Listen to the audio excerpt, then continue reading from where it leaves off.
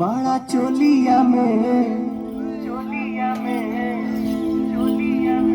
बड़ा चोलिया में होता गुदगुदिए राजा, बड़ा चोलिया में होता गुदगुदिए राजा। चढ़ल फागुन के रंग सिहरला सब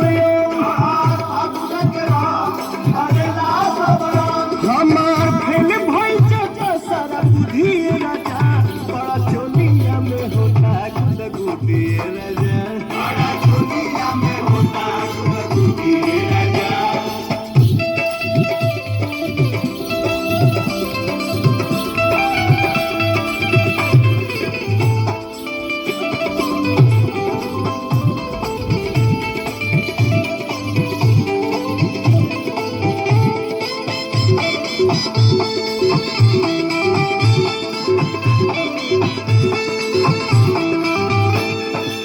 छोट भइल सब हमरा देहिया के कपड़ा, देहिया के कपड़ा हो देहिया के कपड़ा।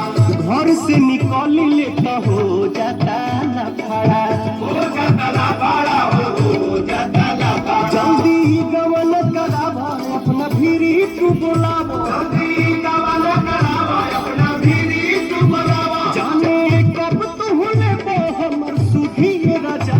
बड़ा चोलिया में होता गुदगुदिए राजा, बड़ा चोलिया में होता गुदगुदिए राजा।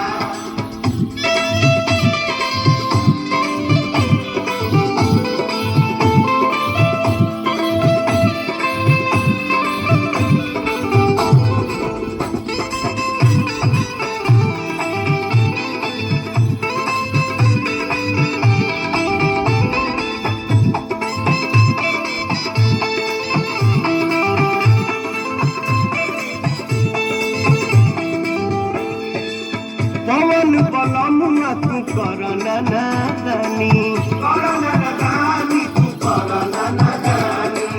कैसे कटी होली असो हम पूछतानी, हम पूछतानी हो हम पूछतानी। लइका बुढ़ावा